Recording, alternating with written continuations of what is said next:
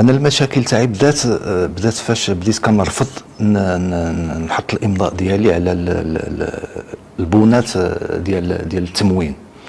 لان فاش كيجي التموين، الكميه ديال التموين اللي كنا كنتوصلوا بها، سواء التموين ديال لانطوندونس ولا ليسونس الى اخره، لا تتوافق مع الكميات اللي كتجي في ليبو. وانت كقائد سريه كوموندون كومباني كتحمل المسؤوليه فاش كتحط الامضاء ديالك على هذيك الاوراق. وهذيك الكميات يعني اللي ناقصه كيتصرفوا فيها القاده ديال الوحدات، لي شيف دو باتايون.